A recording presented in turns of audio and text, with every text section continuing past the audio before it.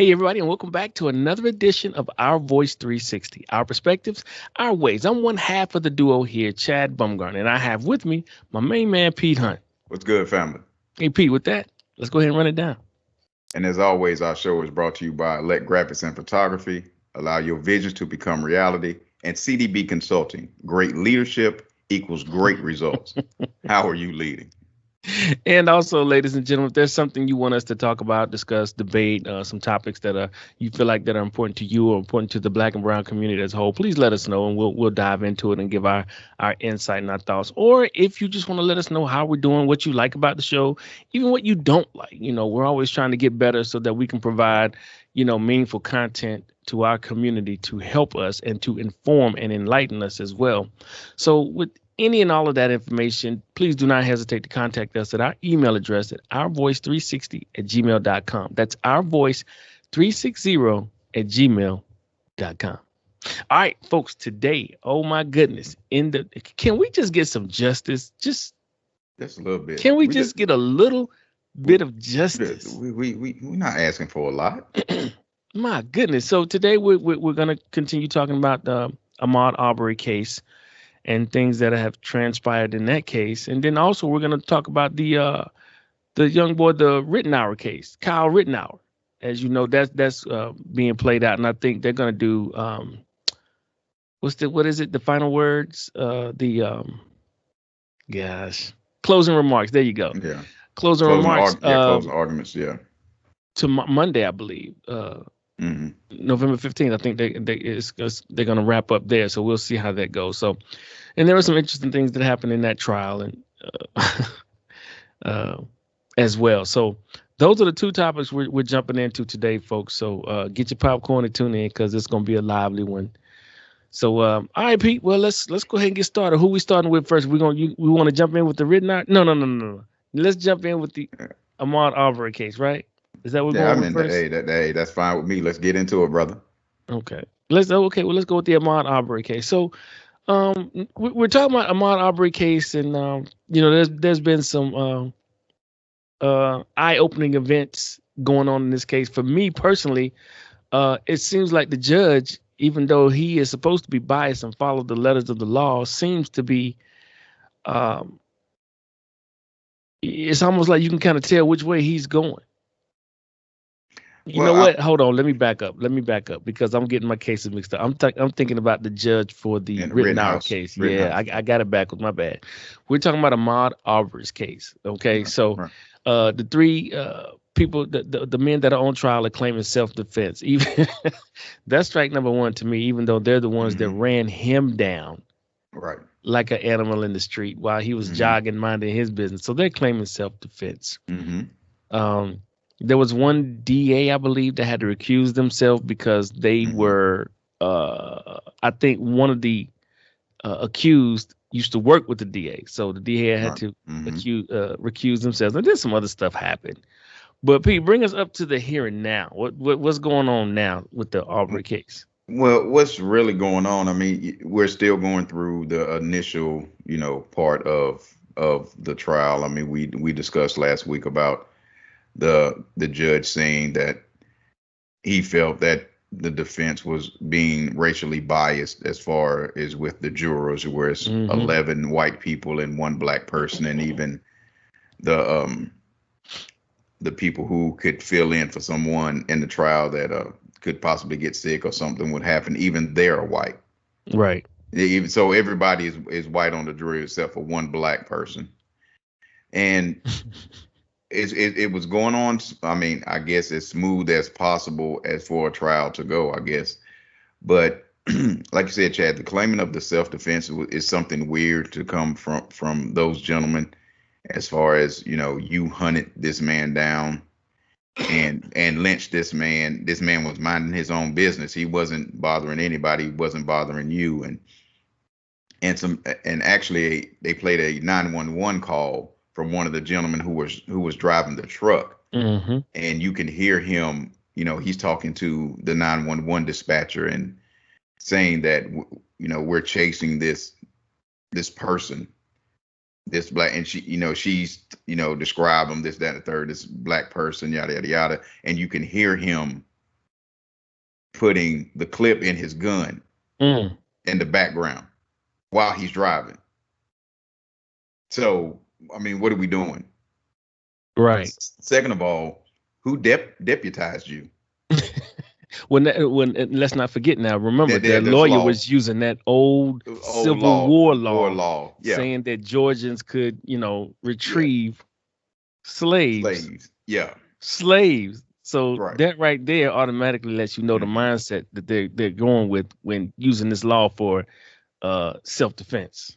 Right. So, well, yeah, self-defense and what do we call it? You when you can Citizens make arrest. citizens arrest. Thank you, sir. Yeah. Where Uh-huh. you can have a citizens arrest, trying to use that as a reason why this happened.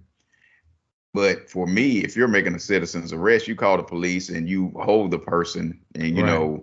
You and detain the wait for person till you they get detain there. it till the police get there. You don't load a Yeah, clip in a gun talking about a citizen's. yeah, the arrest. Yeah, you don't shoot somebody their whole right side out, Right. and so we know why they did what they did. We know they were on a hunt. They saw a black man, and of course, we're gonna hunt him down and do whatever we're gonna do, because in their mind, we're gonna get off and we're doing a good thing. And that's the mindset, because they've seen so many times white people kill black people, especially the police, and they feel that they're in a situation where I can get away with it. And Mm-hmm. then with their ties to the police department, their ties to the DA's DA. office, and Yeah. in that city, in that town, of course, you got a little extra pep in your step, because these You folk got gonna have my connections. back. Yeah, you got Right. connections. So, but I a don't real think they expected this case. I'm sorry, I didn't mean to interrupt you, no, you Pete. good, you good. I don't think what messed them up is I don't think they thought this case was gonna go national. Right. Once this case went national, they knew they Yeah. was in trouble because before Yeah. then, it's just like the case in I think it was down here in Georgia where the boy was wrapped up in the mat Mm-hmm. and was dead, and then they got him and realized his organs or a lot of his organs were gone, and he was Mm-hmm. stuffed with, you know, newspaper or whatever. Mm-hmm. These people don't think that these cases are gonna go national, but then when they do go national, then it's like, oh crap, what are we gonna do now? So it's the same case here with Ahmaud Arbery's case. It And went national. They freaked mm, out. They trying to circle the wagons and figure mhm. things out, but it's too late. And then especially when it comes to the killing of black men, women, and children. I mean, Hmm. they don't expect it to be any kind of national outcry or Right. anything of that sort. You see what I'm saying? So Hmm. they think, we can kill this black person and get away with it, because we've seen it happen so many times. People getting away with killing black men, women, and children. So it's that's the mindset, that we can do these things and we can beat up black people or people and other people of different ethnicities Hmm. and get away with it. That's their mindset. So, and then with this trial this week, we had a very strange occurrence where one of the defense attorneys had the gall Hmm. to stand up And and told the say, judge, yeah, and told the judge that he didn't feel there should be any black preachers, anymore. any more black preachers Courtroom. in the courtroom, because they intimidate the jury. Mind you, this is a public trial against these men. So anybody can come into this trial because it's public. And we're talking about Al Sharpton. Al Sharpton was sitting with the The Arbery family family. by their request. By their request, the Arbery family asked Al Sharpton to sit with them during this day of the trial. And I think the day before, I think Jesse Jackson was sitting with them. Mm. So this defense attorney had stood up and made a motion, tried to make a motion of, to bar black preachers specifically, not all preachers, black preachers specifically. And Because we don't want anything intimidating the jury. Yeah. So don't bring no more black preachers up here. Jesse's fine, or Al is fine, but that's it. Yeah. We don't want any more because that's gonna intimidate the jury. And what's so funny, Chad, is nobody even knew that. Now I'm not sure about Jesse Jackson, but nobody even knew that Al Sharpton was in the courtroom until he said something. So that just further lets you know how inconspicuous Al was in this. So he was not making a fuss. He wasn't. He was just sitting there with the family. Right. And this lawyer, which was purposeful because he was trying to make the judge, make a motion that there couldn't be any more black preachers in the courtroom. And like the judge said, he said, I can't make that decision if these preachers or whoever it is not disrupting my court. He said, there's no way that I can do that. I can't ban anybody from a public hearing if they're not, if they're not causing any kind of disturbance. It's a public trial. But the judge, but the lawyer planted that seed. And sometimes that's all you have to do. That's all you have to do. Even with the jury, you could say something, be like, you weren't supposed to say that, strike that from the record, but I can't strike it from people's memory because you don't put it out there. Exactly. So it was extremely a strange occurrence with that the defense attorney, standing up and saying that about specifically black preachers being there. And now I think they're going to have, it's going to be like over 100 black preachers. Now it's going to be at the courthouse, I think Wednesday or Thursday of this upcoming week, for like some type of prayer vigil in front of the courthouse. Well, Al responded to that DA in the press conference. He was like, the arrogant insensitivity of attorney Kevin Gough, in asking the judge to bar me or any other minister from the family's choices underscores the disregard for the value of human life lost and the grieving of a family in need of spiritual and community support.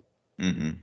So I feel Al on that. That DA, the attorney didn't think about the spiritual and community support that they also provide to families. Because like you said, Al did not come there to testify. He didn't come there as a lawyer. He didn't come there to speak at all. He just came to sit with the family and provide that spiritual and community support that day.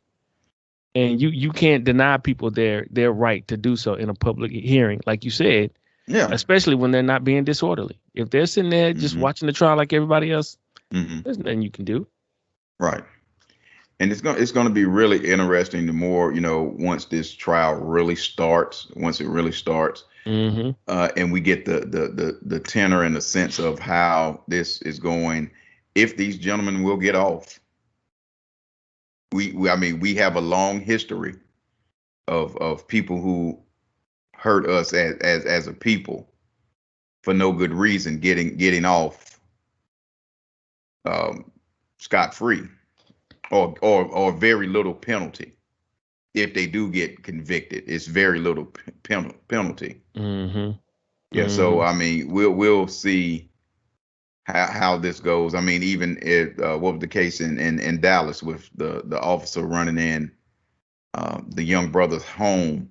She thought she was at her spot. Yeah. And killing him. And you have a black judge comforting her. Coming out of her something unprecedented. Every judge in America was like, "What are you doing?"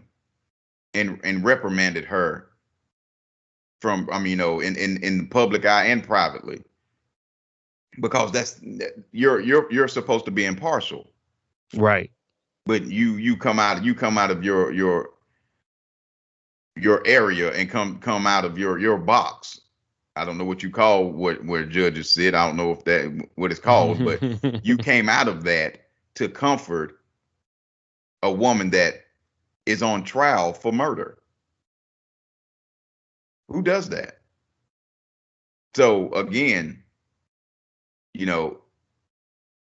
when white folk do stuff to black folk or people not of their ethnicity, for some odd reason, they get the benefit of the doubt, or they get I don't want to say preferential treatment, but there's some type of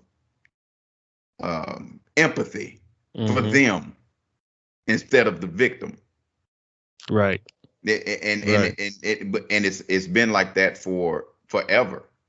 So that's when they do something to us as a people, they feel emboldened that, okay, I'm gonna get away with it because we've seen time and time and time and time again, especially when it comes to the police, that we're gonna get away with it. So again, we'll see with this trial just starting. We really haven't seen a tenor or a tone or which way this trial is going to go. You know, it starts back up, of course, Monday. So we'll definitely see which way this trial is going to go. Well, sure. I like the fact that you know, in this Ahmaud Arbery trial, they interviewed the contractor, put him on the stand, and what they asked him, you know, do you is it common in your experience as a general contractor to have people coming in and out of construction sites? And he said, yeah, frequently during the daytime. And it makes sense. Anytime you're building a structure or you're building a house or homes in neighborhoods, people that live in that neighborhood or close by, whether they're walking, running, or just driving, of course, curiosity is going to, you know, get to the cat. They're going to go see the house. Some people may stop by and walk the perimeter. Some people may walk in and look at the structure. No different than what Ahmaud did. And they have him on film, you know, just looking through the structure. Now, that was the general contractor saying, yeah, that happens all the time. During the daytime, you know what I'm saying? And then he even said there was 2 kids that came by one time and grabbed 2 pieces of plywood, but he didn't mind because it was from the scrap pile, and all they wanted to do was build a ramp to, you know, jump their bikes. So what Ahmaud did was no different than anybody else. The only difference was his skin happened to be kissed by the sun. Yep. And so all of a sudden, people are starting to say, okay, he's stealing or he's this, and even the owner of the house was like, he didn't steal anything. And he wasn't the only one that came through looking at the house. Right. You know, so I'm glad that people are coming forward and speaking truth and helping to give a picture of totality instead of a slanted picture of some unknown black man running through our neighborhood. And, you know, he was just spotted at this structure going through it. And my thing is, if I'm going into a house to steal something, do you think I'm just going to be leisurely jogging down the street in broad daylight? Exactly. Wouldn't you think I would come through at night in a car, scoop something up, and then just jet off into the night? Why would I be in the morning or early afternoon or whatever, jogging, and then I go to a construction site and look through it and take something and then go back to my jog as if nothing?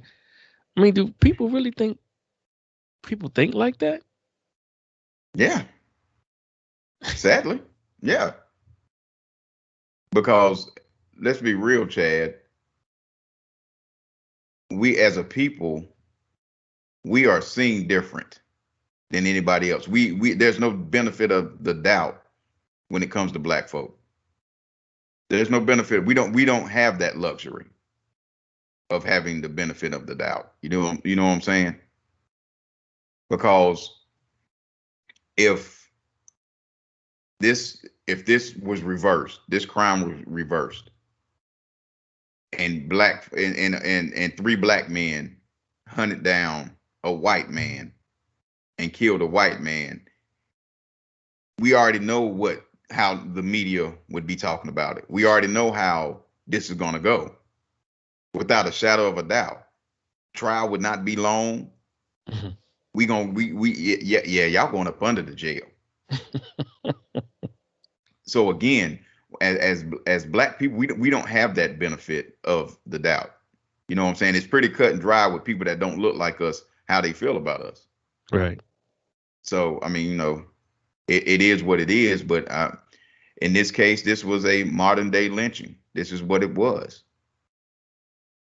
And if these 3 gentlemen get away with this, chalk it up to another one, as DJ Khaled would say. another one. I mean, and you hate to speak like that, but we've seen it happen too many times. We've seen it happen way too many times. And it's sad, Chad, that our mentality is already, even before the trials even start, our first thought is, are these cats going to get away with this? That's our first thought. Of course. Because history, unfortunately, forces us to think that way. Right. You can't ignore history. Exactly. That's why you study it, because if you don't, it's doomed to happen again. And enough of us aren't doing enough studying of our past accurately. Right. We'll study a slanted version, but we won't study the version in its totality. And, a lot of people that don't look like us bank on the fact that we don't know or want to know history so that they can use it as a playbook. Yeah, for From sure. old boy that was just in office to a lot of the senators and House reps and so on and so forth. They all bank on us not knowing or wanting to know history in its totality, because it's easier to, when you're dealing with a group of people who don't know anything, it's easier to take the past and use it as a playbook. Say, hey, this is how they got them under control the last time, or this is how they did such and such the last time. Now, we can't do it exactly like this because this is 2021, so we got to get a little creative. You know what I'm saying? Right. Everything's a little different now. It's just like, and I don't want to go too off topic here with the Arbery case, but it's like, Colin Kaepernick has a new documentary out now. He was, showing the relationship between the NFL, particularly the combine, and slavery, when the slaves are up on the not the chop block, but on this selling block, auction block. There you go. And so, I was gonna go more into that, but let me stay on the Arbery case. But yeah, it's interesting, man. I know the lawyer representing the three guys that are accused. He really tried to get into the owner of the house and was like, he barely knew the Michaels and had never met Brian, and testified that he never asked any of them to keep an eye on his property. But the attorney for the Michaels, the boys who were accused, he was like, but, you don't know what this guy's doing in the neighborhood, right? You don't recognize him. You don't know why he's in a dark house at night. It doesn't feel good to have this guy lurking around. Listen to the language. Exactly. And that's what to the language. Yeah. The language is very, whether it's news reporting, whether it's especially in a courtroom. Right. The language is very important in how people, whether it be the accused or the accuser, how they're being painted, because that's how you paint the picture via the language. And the lawyer asked the owner of the house, do you wish him any harm? And the guy said, no, I don't wish him any harm. Of course, I don't want people, walking in my property while I'm building, but there was no harm done. Right. And he wasn't the only one. There were others who have come to see the property. Right. Of course, I don't want people coming on there. Even if you're building a house, you know what I'm saying, and they're in the stages where you got the concrete poured, you got the framing going on, and guys are working, and it may be evening time, and the guys are going home. People are still going to ride by there and look. Some will ride by and look. Some will get out and go onto the site to get a close-up view. Of course, you don't want that to happen on your property.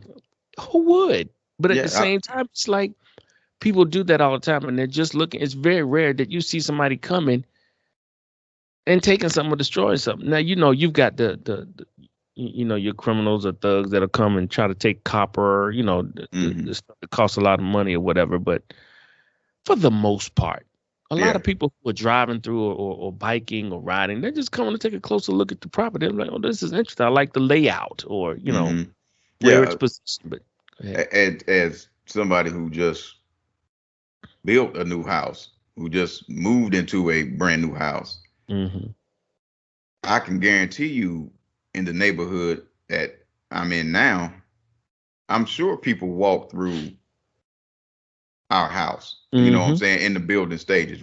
I mean, we can't prove it. I mean, you know what I'm saying? There was no cameras up or anything like that. But I'm sure people in this neighborhood walk through the outside, walk through every stage of building. I mean, we would come by here just about every other day and come by to see how, how they It's were progressive. progressing, Yeah. yeah, on our house. Mm-hmm. And so you can't tell me that people in this neighborhood that I'm living in now didn't walk through Right. this That's my home, this structure, because a lot of people are nosy, Yeah, like, is their house laid out like mine, or their house is exactly. laid out like Jenny and Bill's house. This is Hmm. nice, or just whatever. I mean, Right, right. this So, this. so, so, Go it- ahead. so, so it happens, man. So it's happened again. This was a modern day lynching, and we're just sitting here waiting for either they are held accountable, excuse me, and justice will be served, Mm-hmm. or like many other cases when it comes to our people, will they be acquitted and able to walk away with murder? Mm. That's where we're at. Well, time will tell. Yep. Time will definitely tell. All right, P. Let's jump on over to the Kyle Rittenhouse trial. Like I Rittenhouse. said, Rittenhouse. Excuse me. Yes, Yes, Rittenhouse. Yeah. Rittenhouse trial. Mm-hmm. As we said in the introduction, they are wrapping up probably this week, Monday or Tuesday of this week. Mm-hmm. They're wrapping up. But Mm-hmm. also what I said earlier was about the judge was supposed to Oh be, man. biased or Ooh. whatever. But you can, Unbiased. excuse me, unbiased. Thank you, Mm-hmm. thank you. But you can easily tell that this judge pretty much is trying to coddle or protect Rittenhouse. Mm-hmm. He's definitely a Trumper. I mean, that's blazingly obvious. Mm. And the way he ridiculed the was the prosecutor Yeah, the prosecution. Yeah. Mm-hmm. was crazy. Was crazy to me. I mean, because I happen to think that the prosecutor did a very good job with Rittenhouse on the witness stand. Mm-hmm. I mean, he thoroughly picked the young dude apart. First of all, if I was Rittenhouse's lawyer, there's no way in HE double hockey sticks I would let this man get on the stand. There's no way I would let him up there. Chad, that's normal. See, because we're thinking about it from our perspective and our lens, as far as being black folk. Right. That's how we're looking at it. But when you have the what's the word I'm looking for? The confidence, Mm-hmm. when you have a judge that's doing the things that he's doing and ruling the way he's doing, and he's cutting off the prosecution while they're trying to cross-examine different people, not even Rittenhouse, different people, and he's cutting them off and telling them they couldn't do this, and he's yelling and screaming at the prosecution. Of course, as a defense attorney, I have the confidence now that I see how this judge is going Mm-hmm. and what he's doing, so I can put my client on the stand, because guess what? The judge is already on my side as it looks. Yeah, but Pete, So, like we said before, the jury can't unhear what they just heard, and true, the prosecution picked that little boy apart. true, and that's fine. But again, you asked the question about why would you put him on the stand? Right. Right. That's Exactly. why you would put him on the stand, because Mm. you already, from even before the trial started, and the motions that the judge was already given that were pro Rittenhouse, you could already see those defense attorneys could already see how this trial was going to go, because basically this judge is a extra defense attorney, and Right. that's Right. how he's working. So I Mm-hmm. would in all confidence, I would put my client on the stand, because I know this judge is kind of backing or taking the side of my client, So, which is crazy. so do you think the prosecution should try to get the judge recused? And if so, how? Because you can easily see, like you said, that they're both double teaming the prosecution at this point. I mean, it's Mhm. I definitely mean, obvious. yeah, I mean, I don't know how the laws work in Kenosha or in Wisconsin in their totality. I'm not sure if the prosecution would, ask for a mistrial because of the judge or whatever. I don't know if they get another judge or it starts from scratch. I don't know how that would work, but it's not been good for the prosecution as far as being able to really get down uh, to the nuts and bolts of this trial, because at every chance the judge is like blocking them to do certain things. I mean, if you look at it from the aspect of one of the early rulings, but even before the trial started, that the prosecution couldn't use uh, the word victim as far as the people that Rittenhouse shot and the two people that he killed. They couldn't be used. The word victim could not be used, but you could use But you could use looters and looters rioters. or looters and riders. See what I'm Hmm. saying? So again, and plus this judge has a past. If you go back and look at his history, he has a history of wanting to be the star of the trial.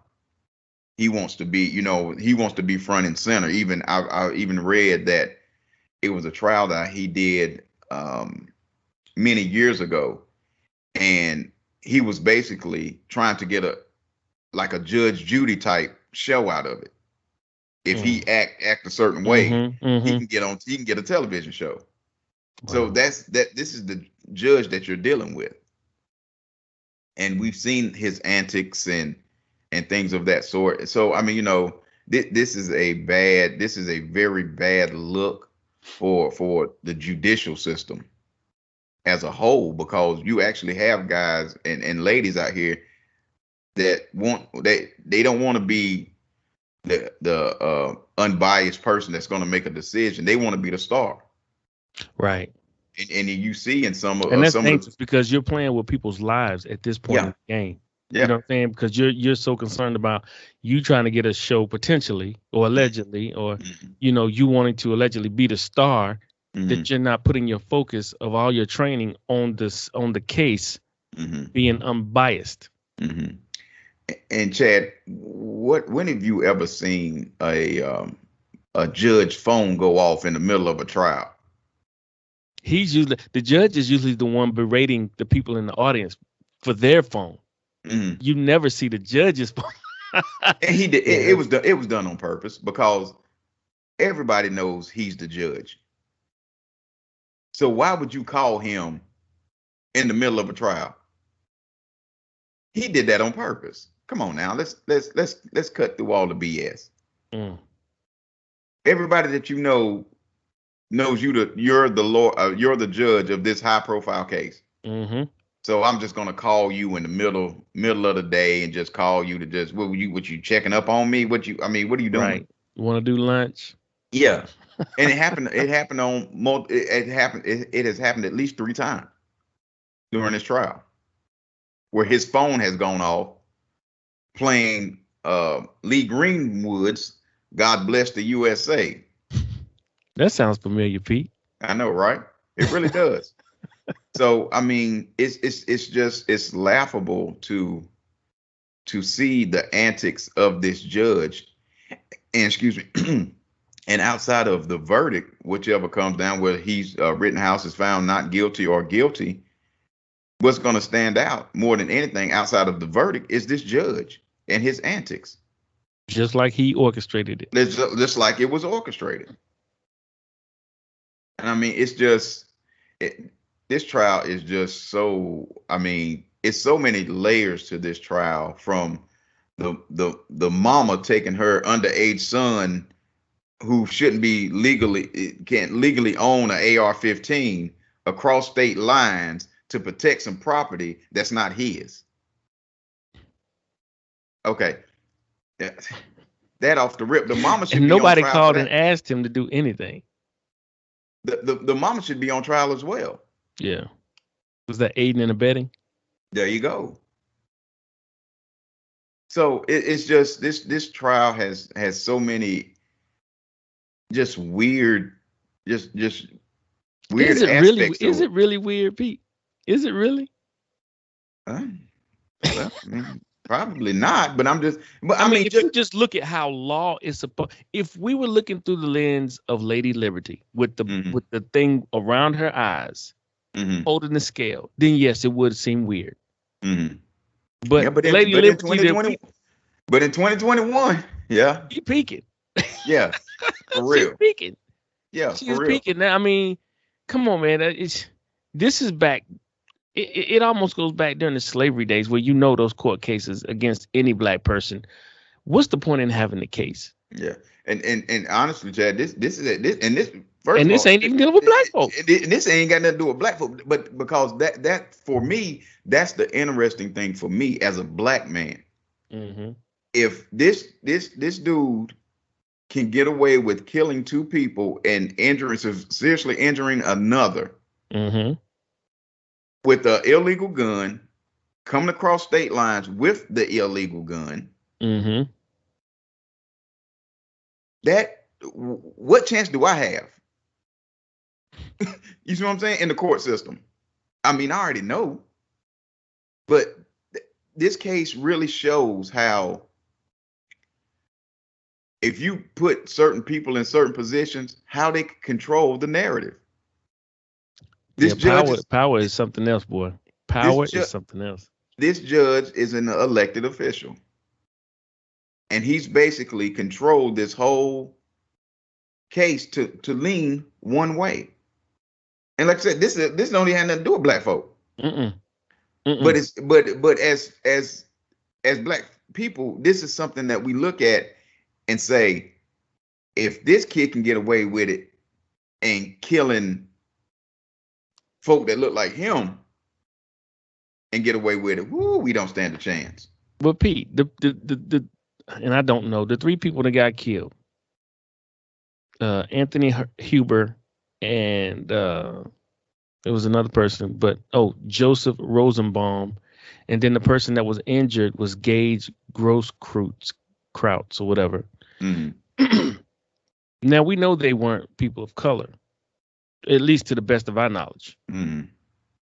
But were they in support of this was a Black Lives Matter? Mm-hmm. Right. Okay. So Mm-hmm. if they were in support of the Black Lives Matter, Mm-hmm. it makes sense to me because you don't have to be our color, but if you support us, then you ain't no better then. You see what I'm saying? Wow. Even Mm-hmm. though this case is Mm-hmm. it doesn't deal Mm-hmm. with black folks dying or being dead. Mm-hmm. The fact that the two people he killed and the one person he injured, if they were supporters of the movement, Mm-hmm. then allegedly, I'll say that in Mm-hmm. his eyes, Rittenhauer's eyes, and possibly the judge and Rittenhauer's attorney's eyes, they're considered no better than us, the black folks, because they supported our movement. Possibly. See, the thing is, I'm looking at this case and I'm like, generally, if it's like it is white on white crime, I don't see the case going this way. Mm-hmm. So I'm thinking that there's got to be something else to it. Right. And then it just clicked to me. I'm like, these people that he killed and injured, they were supporters of the movement, if I'm not mistaken. Right.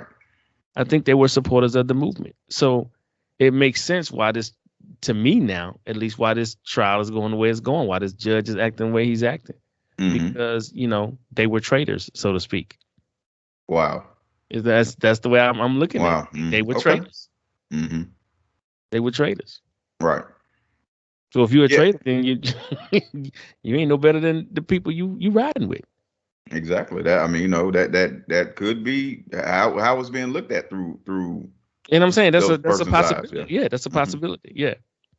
But I mean, we already know that what's going to happen when at the end of this, he's more than likely going to be acquitted, or if they do find him guilty, we already see how this judge is going to rule. It's going to be he might get if they find him guilty, he might get probation. Yeah, because he might get charged on maybe like we talked off air. He might not get charged for the murders, but he'll probably get charged for having the weapon, being underage, and then going across state lines. Those are felonies. We shall see, Chad. But now think about this too. Yeah. If I'm not mistaken, I believe the judge can overturn what the jury comes up with. He might not agree or like their decision, and he may overturn it and come up with his own. So I think that's a possibility too. I'm not a Yeah. lawyer by any stretch of the imagination, but I think that's possible too. He can kind of overturn the jury if he doesn't like, their decision. We shall see. That's man. I mean, he's gonna walk.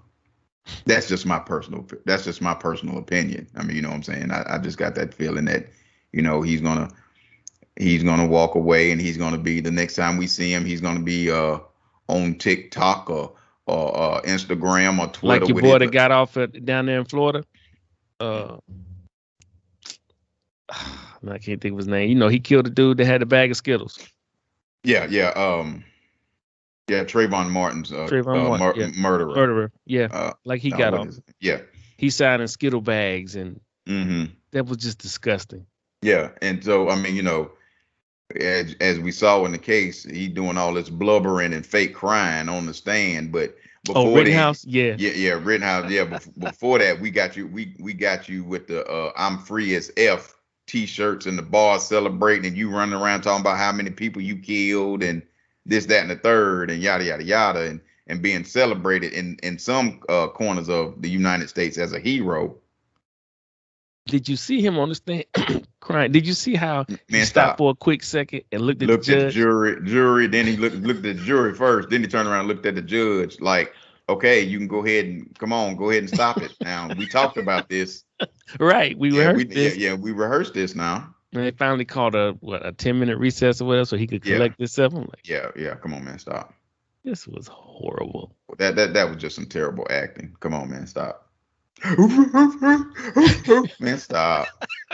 Man, stop. Don't nobody naturally cry like that. Don't nobody cry like that. Nah. Now all of a sudden you kill these folk. Now all of a sudden you want to act like you care about somebody. Man, stop. Say it with your chest. Bruh. Man, that was just so disrespectful, man. It was just so, I mean, man, that's crazy. That's crazy. But yeah, just for those folk who's watching and listening, just expect an acquittal. All right, Pete called it. There it is. On both cases. Oh yeah. Ahmaud Arbery. The Aubrey's a little bit more tricky. Yeah, it is. Yeah, it's a little bit trickier, but then this one, because we haven't seen a situation where, other than the judge saying that the defense was racially biased in the selection of the jury and allowed the trial to continue, which is wow. But if I was to put a betting line or line on the gentleman that's the men that killed Ahmaud Arbery, their trial, I would say 60-40 acquittal. I'm telling you, you got to remember the hit. Would you say earlier, Chad? History. Yeah. History. Yep. All right. Well, like you said, we shall see. We shall see. All right, folks. Well, we're gonna dive on into the Black Inventors section of the show today, and today I want to come to you with a brother by the name of Thomas Jennings. And what's so cool about this is he was the first African American patent holder. Okay, he was born in I think 1791. February 12th, 1791. Yeah. A freeborn African-American and New Yorker who became a leader of the abolitionist movement, made his fortune as the inventor of a dry cleaning process called dry scouring. Jennings was 30 years old when he received his patent on March 3rd, 1821, becoming the first African-American inventor to own the rights to his own invention. Wow. Thomas Jennings.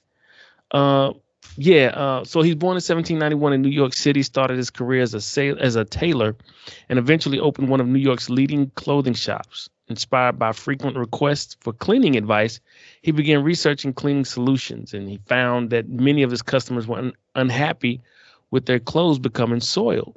However, because of the material used to make the garments, conventional methods at that time were ineffective in cleaning them. So then he began experimenting with different solutions and cleaning agents and tested them on various fabrics until he found the right combination to treat and clean them.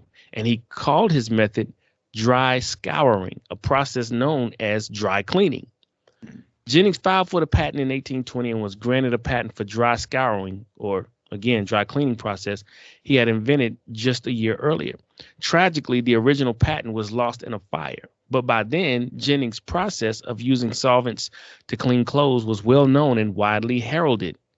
Jennings spent the first money he earned from his patent on legal fees to buy his family out of enslavement. That's powerful. Right.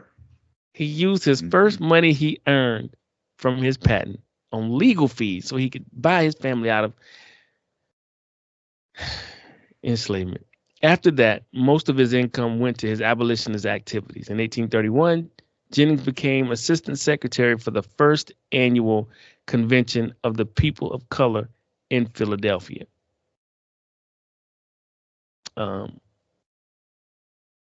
Jennings' daughter, Elizabeth, an activist like her dad, was the plaintiff in a landmark lawsuit after being thrown off a New York City streetcar while on the way to church. What? With support from her father, Elizabeth sued the Third Avenue Railroad Company for discrimination and won her case. Look, she won this case. Guess what year it was, Pete? She won a case for discrimination in 1855. The day after the verdict, the company ordered its cars desegregated. After the incident, Jennings organized a movement against racial segregation in public transit in the city. The services were provided by private companies. The same year. Do this not sound familiar? Remember in Alabama how they had to ride in the back of the bus? Mm-hmm. And this one sister sat in the front because she was tired and she didn't want to get up. Mm-hmm. And they boycotted for a year until they desegregated the buses. This is 1855 back here when Jennings had to go through this. Then we go through it again in the 60s, so to speak. Yeah. History. That's why history is important, man. There you go. The same year, Jennings was one of the founders of the Legal Rights the Legal Rights Association, a group that organized challenges to discrimination and segregation and gained legal representation to take cases to court. Jennings died just a few years later in 1859, which was itself just a few years before the practice he so reviled, enslavement, was abolished. What year was that? It was 1855. Okay. All right, then. And he died just a few years later in 1859. So when slavery was abolished in 18. Okay. Whew. Thomas Jennings, Yeah. first African American patent holder, and his patent was for dry scouring, which is what we call today dry cleaning. Right. Okay. Thomas Jennings, ladies and gentlemen. We are great. We are great. Pete, what's going on with the book of the week, man? Oh man, we got a good one, Chad. The book of the week. I know we do. Is by the man Claude Anderson. If you have never heard of Claude Anderson, use your Googles, use your YouTube. It's many videos of this brother eviscerating. Eviscerating people. Claude Anderson is no joke. He is a scholar, author. And he is, man, some of his seminars I've watched, and actually I think he has a radio show on Sirius XM as well. I think Yeah, he is not to be trifled with. But anyway, Claude Alexander brings us our book of the week, which is Black Labor, White Wealth. Black Labor, White Wealth by Claude Anderson. And it's basically telling us in this book, he breaks down from slavery through Jim Crow how this country became a superpower on the back of black labor. Mm.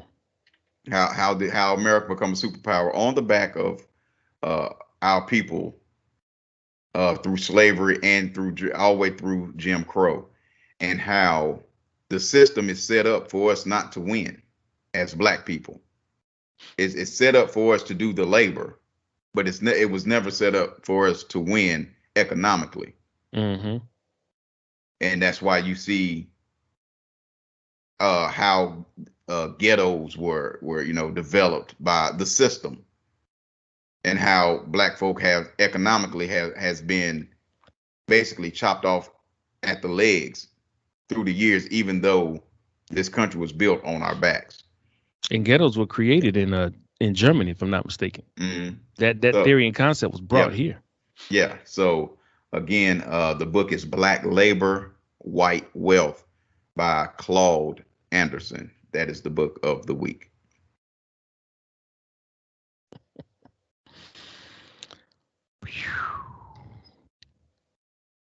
That title in itself. There you go. Is the truth. Yeah. Yes, sir. Yes, sir. The title in itself is the truth. Okay, so now, excuse me, we will come to I think it's the Bible verse of the week. Are we doing the Bible verse, or is it? Yeah. Because we do my quote last. All right, coming from the Bible verse of the week, we're gonna look at, as soon as I pull it up, because I know I had it saved here.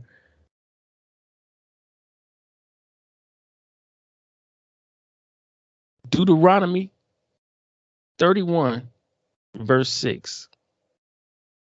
Deuteronomy chapter 31, verse 6. Be strong and courageous. Do not be afraid or terrified because of them. For the Lord your God goes with you. He will never leave nor forsake you. Just a little something for the believers and people out there who feel like, sometimes you feel like you're going through things and you feel like you by yourself and you feel like there's no way out. And, we've all been there. It's nothing new. And I don't say it to downplay it or, make you feel like it's not a big deal, because it is a big deal when you're going through some things and you feel like you've got nobody to turn to, nobody you can trust. But there is somebody that you can always turn to. Your Father is always there. He's always accessible. And sometimes, they define bravery as people who are scared of doing something, but they're strong and courageous enough to do it anyway. That's pretty much called bravery. When you're scared to do it, but you do it anyway. And I'm just telling you that whatever it is you're going through, even though you're scared, just go through it. But you don't have to go through it by yourself, because God is always with you, and he'll never leave you. He's the only constant that a lot of people have in their lives, and a lot of times that's enough. Sometimes in this world, you'll do your walk through life, with friends and family and with loved ones and things of that nature. And then there's sometimes during your walk in life where you've got to be alone. And when I say alone, I don't mean like alone, because like I said, God is with you. But when I say alone, I mean no family, no friends, just you and God. Because sometimes he has to have you alone with him so that he can talk to you, so he can prepare you for what's next in your life, for what he wants you to do. But he can't talk to you and give you the information and the strength and the guidance and the support and the knowledge and all that stuff you need when you have other people around you that are distracting. A lot of times you'll hear people saying, I had to go be by myself for a while, or I had to get away, or I had to, isolate myself. And it's like, you're alone, but you're not lonely. that's just the time where God can now come in and commune with you and you with him, and he can really sit down and prepare you and talk to you and give you what you need to start that second phase of whatever it is, or third phase, or fourth phase, or whatever it is that you're about to embark upon. But he knows a lot of times he can't do that with you when you're being distracted by other people around you. So be strong and courageous. Do not be afraid or terrified because of them. For the Lord your God goes with you. He will never leave you nor forsake you. Deuteronomy chapter 31, verse 6. So just something for you all to meditate on this week and think on. Brother Pete, any last words, comments? As always, be careful of your surroundings, protect your people, love on your people. Just always find yourself in the right situation. Never put yourself in a situation where harm can be done to you or to your family or to your loved ones or to your friends or whoever. Just this week, make sure you love on your people and you protect your people. That's it. And last but not least, I'll leave you with Marcus Garvey. Never forget that intelligence rules the world and ignorance carries the burden. Therefore, remove yourself as far as possible from ignorance and seek as far as possible to be intelligent. Marcus Garvey. There it is. All right, folks. Well, that's it from us. Thank you so much for tuning in to another edition of Our Voice 360, Our Perspectives, Our Ways. Be blessed, be safe, and we are out. Peace.